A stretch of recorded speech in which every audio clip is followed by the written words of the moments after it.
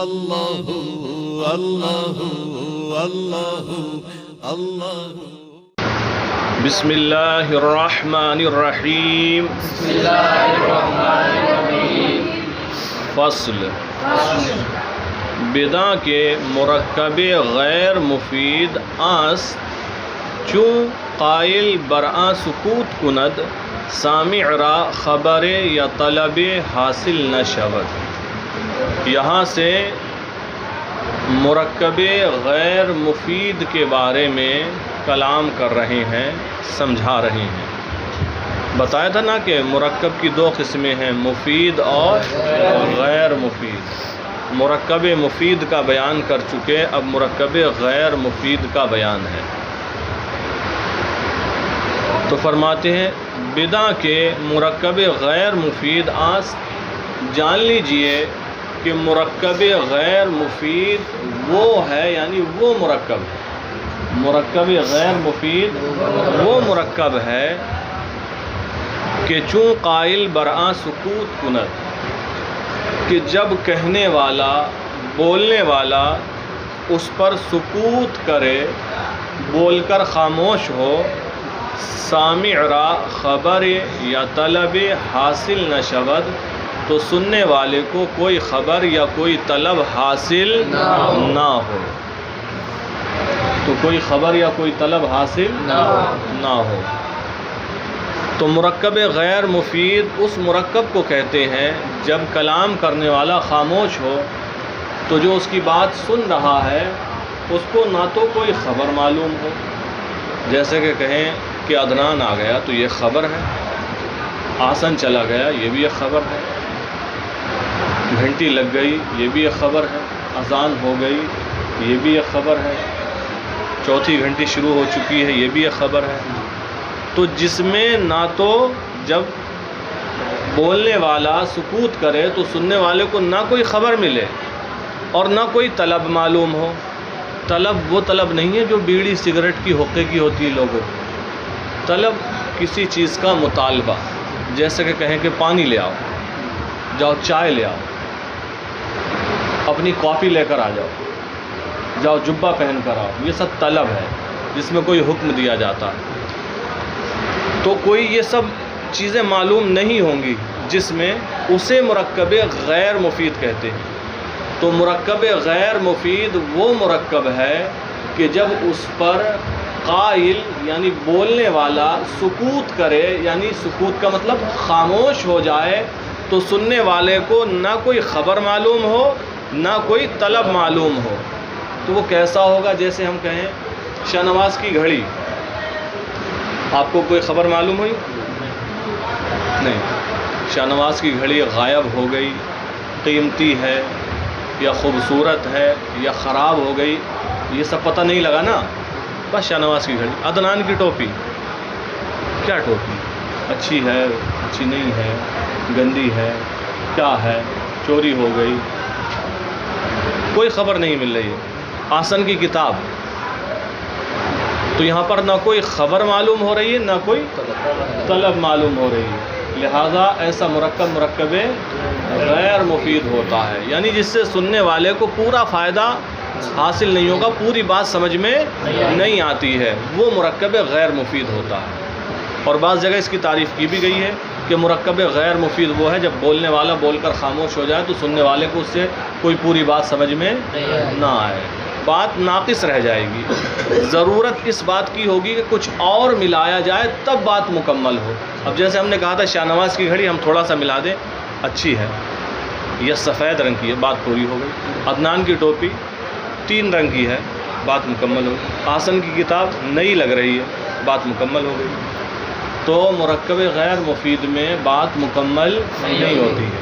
دیکھیں کتاب دیکھیں، جان لیجئے مرکب غیر مفید وہ ہے، یعنی وہ مرکب ہے کہ جب قائل، اب تو قائل سمجھ گئے ہوں گے، اگر قائل ہی ترجمہ کر دیا جائے تو سمجھ میں آ جائے گا کہ جب قائل یعنی بولنے والا اس پر سکوت کرے، یعنی بول کر خاموش ہو جائے، تو سننے والے کو کوئی خبر یا کوئی طلب حاصل نہ ہو۔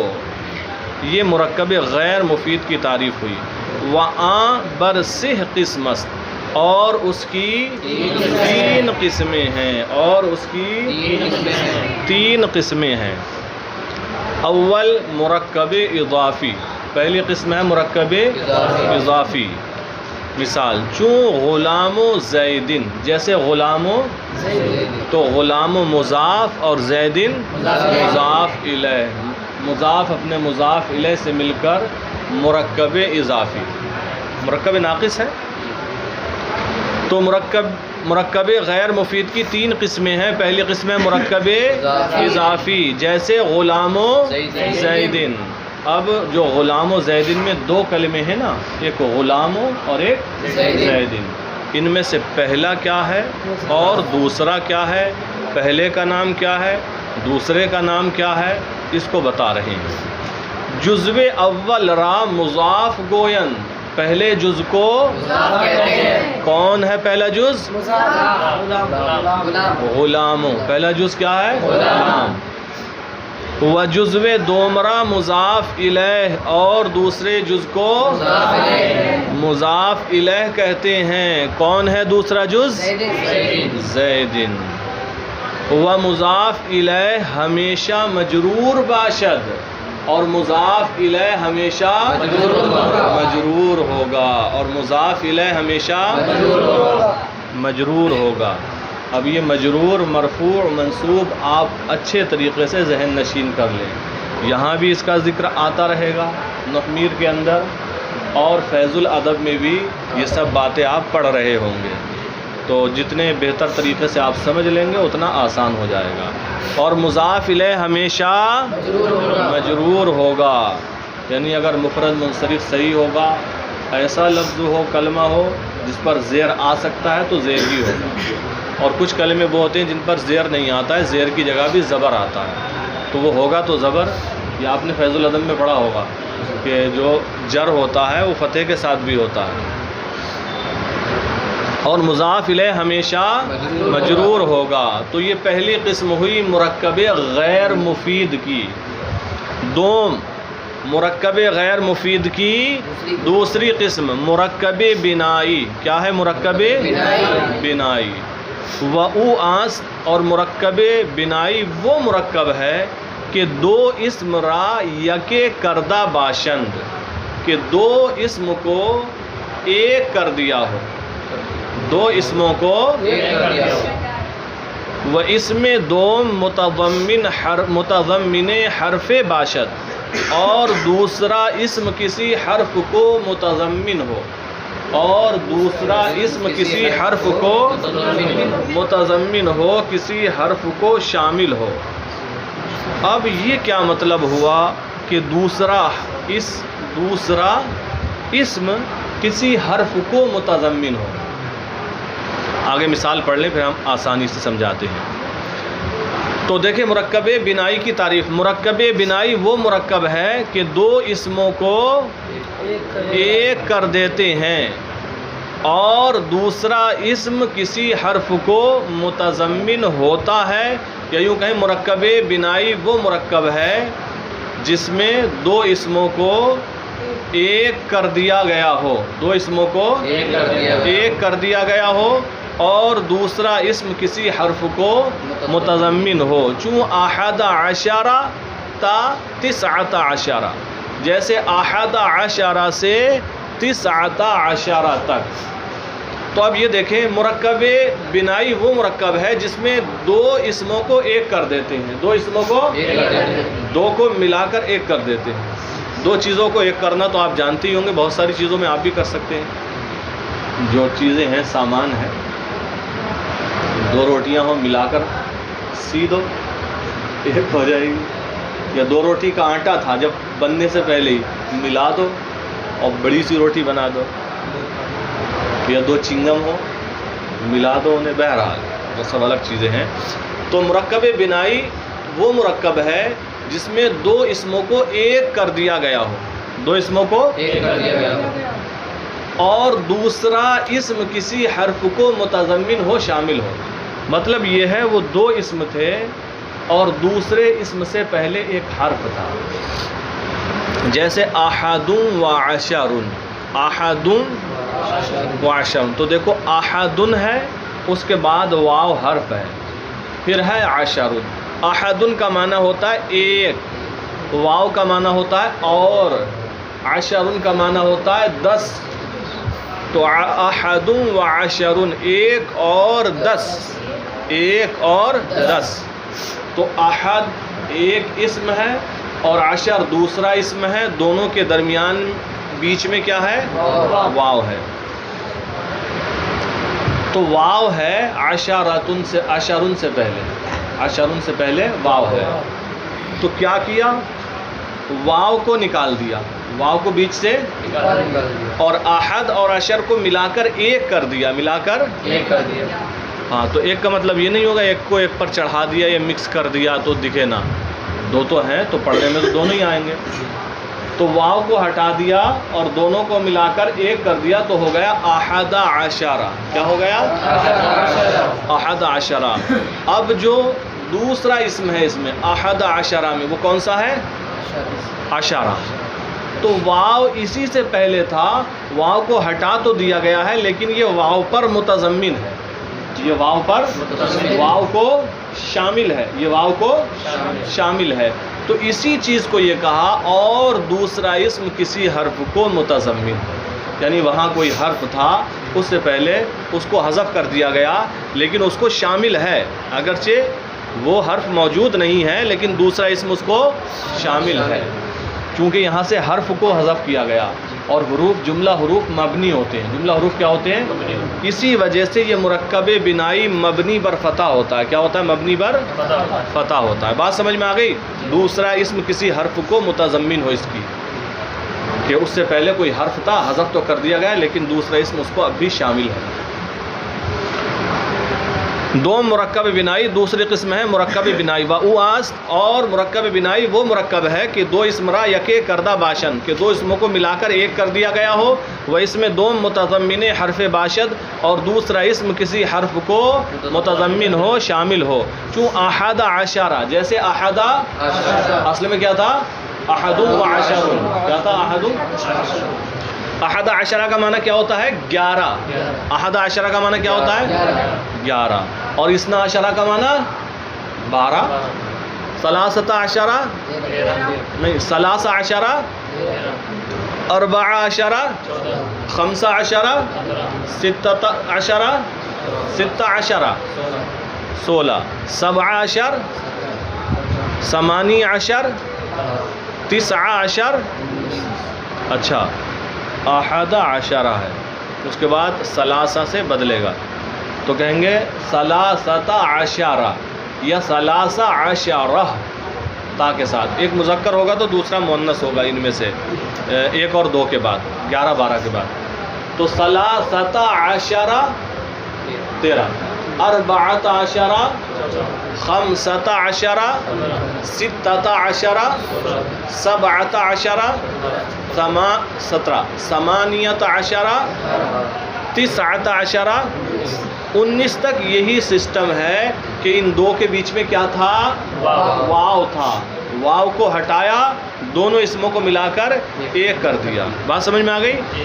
تو انہوں نے ڈائریکٹ یہ کہہ دیا ہے احد عشرہ سے تسعۃ عشرہ تک. احد عشرہ کا معنی 11 اور تسعۃ عشرہ کا معنی 19. تسعۃ عشرہ کا معنی 9 معنی 9، عشرہ معنی 10، 9 اور 10 19. تو یہاں سے لے کر وہاں تک 11 سے لے کر 19 تک. چون احد عشرہ تا تسعۃ عشرہ، جیسے احد عشرہ سے تسعۃ عشرہ تک، کہ در اصل احد و عشر و تسعۃ و عشر بوداست، کہ اصل میں احد و عشر تھا اور تسعۃ و عشر. احد عشرہ کیا تھا؟ احد و عشر. اور تسعۃ عشرہ کیا تھا؟ تسعۃ و عشر. بات سمجھ میں آ گئی کہ اصل میں احد و عشر پہلی مثال، اور دوسری مثال کے بارے میں کہا تسعۃ و عشر بوداست، تسعۃ عشر تھا. واو را حذف کردہ، دیکھ رہے ہیں؟ واو را حذف کردہ، واو کو حذف کر کے ہر دو اسم را یکے کردن، دونوں اسموں کو ایک کر دیا. دونوں اسموں کو وہر دو جزو اور دونوں جز مبنی باشد مبنی ہوں گے بر فتحہ. کس پر؟ بر فتح، فتح پر. اس کے دونوں جز مبنی ہوں گے کس پر؟ احد عشرہ میں دونوں جز مبنی بر فتح ہیں. کون کون سے ہیں دو جز؟ دو جز کون سے ہیں؟ ارے احد عشرہ مثال میں نے بولی ہے، آپ کیوں تسعۃ عشرہ میں لے جا رہے ہیں؟ احد عشرہ کے دونوں جز مبنی بر فتح ہیں. پہلا جز کیا ہے اور دوسرا؟ اسی طرح تسعۃ عشرہ کے دونوں جز مبنی ہیں. پہلا جز کیا ہے اور دوسرا عشرہ. یہی تو بتا رہے ہیں. وہر دو جز مبنی باشد بر فتح، اور دونوں جز مبنی بر فتح ہوں گے، فتح پر مبنی ہوں گے. الا اثنا عشرہ، سوائے اثنا عشرہ کے. اثنا عشرہ مانے 12، سوائے اثنا عشرہ کے. تو قاعدہ یہ بتا دیا کہ اس کے دونوں جز مبنی پر فتح ہوں گے، لیکن استثناء کیا کس کا؟ اثنا عشرہ کا. الا اثنا عشرہ، سوائے اثنا عشرہ کے کہ جزو اول معرب است، کہ اس کا پہلا جز، باقی سب کے دونوں جز مبنی پر فتح ہیں، لیکن اثنا عشرہ میں پہلا جز معرب ہے. اثنا عشرہ میں کتنے جز ہیں؟ پہلا، دوسرا، تو پہلا جز کیا ہے اس کا؟ معرب ہے. بات سمجھ میں آ گئی؟ معرب اور مبنی کا بیان پورا تفصیل کے ساتھ آگے آ رہا ہے. اب آپ نے پوچھا ہے تو ہم بتا بھی دیتے ہیں. مبنی وہ ہوتا ہے جس کی حالت، جس کا اعراب چینج نہیں ہوتا ہے، بدلتا نہیں ہے. جیسے ہم کہیں اندی احد عشرہ درہمن، تو احد عشرہ دونوں پر زبر ہی رہے گا. رأیت احد عشرہ درہمن، میں نے 11 درہم دیکھے، تب بھی احد عشرہ پر زبر ہی رہے گا.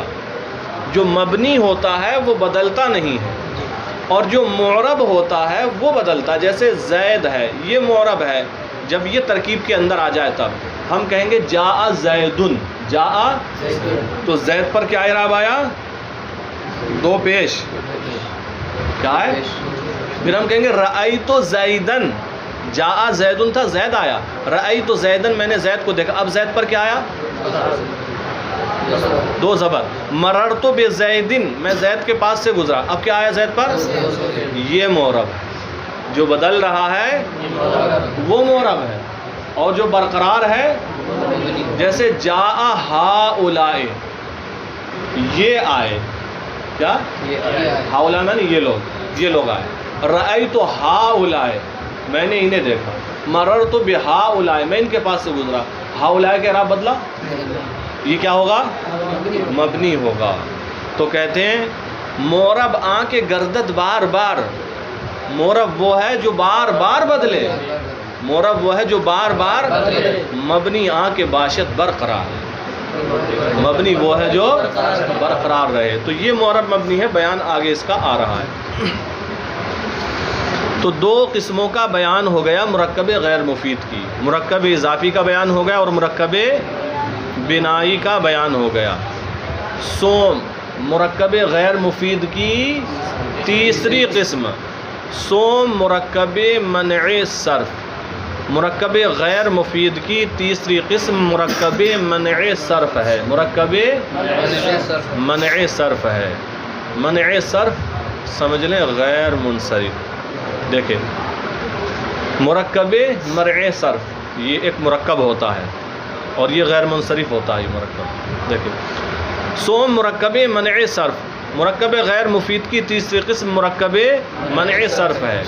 مرکب منع صرف کیا ہے اس کی تعریف کر رہے ہیں، وضاحت پیش کرتے ہیں.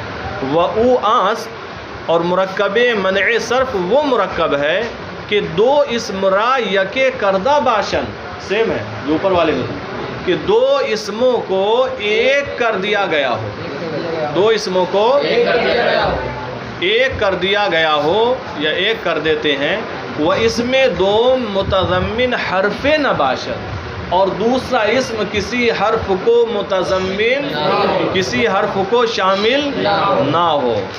مرکب بنائی میں دوسرا اسم کسی حرف کو متضمن تھا مرکب بنائی میں متضمن تھا، لیکن مرکب منع صرف میں دوسرا اسم کسی حرف کو متضمن نہیں ہوگا. چوں بعل بک کو، جیسے بعل بک کو، وحضر موت اور حضر، جیسے بعل بک اور حضر. اصل میں بعل الگ ایک تھا اور بک الگ ایک تھا.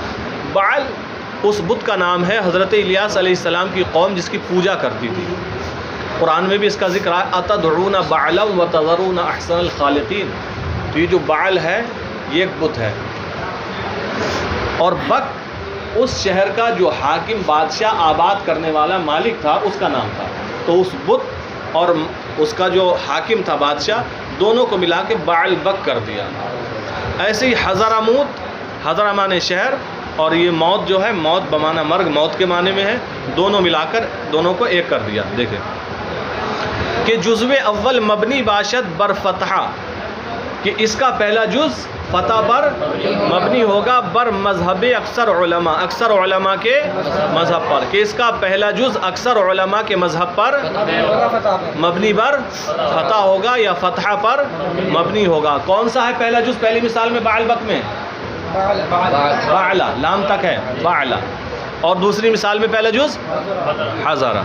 صحیح بات. وہ جزو دو معرب، اور جو دوسرا جز، دیکھیے یہ بھی فرق ہو گیا مرکب منع صرف اور مرکب بنائی میں، کہ مرکب بنائی کے دونوں جز کیا تھے؟ مبنی پر فتح تھے، اثنا عشرہ کے سوا. لیکن اس کا پہلا جز اکثر علماء کے مذہب پر مبنی پر فتح ہے، اور دوسرا جز کیا ہے؟ معرب ہے. وجزو دوم معرب اور دوسرا جز معرب. بدا کے مرکب غیر مفید ہمیشہ جزو جملہ باشد. جان لیجئے مرکب غیر مفید ہمیشہ جملے کا جز ہوگا، کیونکہ ہم بتا چکے کہ کمپلیٹ نہیں ہوتا ہے، مکمل نہیں ہوتا ہے. اسی وجہ سے سننے والے کی سمجھ میں پوری بات نہیں آتی ہے. تو مرکب غیر مفید ہمیشہ جملے کا جز ہوگا. جب کچھ اور ملائیں گے جملہ مکمل ہو جائے گا. اب اسی کو بتا رہے ہیں. جان لیجئے کہ مرکب غیر مفید ہمیشہ جملے کا جز ہوگا. چوں غلام و زیدن قائم، اب جملہ مکمل ہو گیا. غلام و زیدن کیا بڑھایا ہم نے؟ قائمن بڑھا دیا. تو اب یہ پورا جملہ ہے. اسی جملے کا جز کیا ہے؟ مرکب غیر مفید نکالو، مرکب اضافی غلام و زیدن، یہ جملے کا جز ہے. وَإِنْدِي أَحَدَ عَشَرَ دِرْهَمًا، غلام و زیدن قائمن کا ترجمہ زید کا غلام کھڑا ہے، زید کا غلام کھڑا ہے. وَعِنْدِي أَحَدَ عَشَرَ دِرْهَمًا، اور میرے پاس 11 درہم ہے. تو دیکھو اوپر مثال 11 گزری تھی، لیکن اسی میں ہم نے کچھ اور ملایا تو جملہ بن گیا. اندی 11 درہمن، اندی لگایا شروع میں اور 11 کے بعد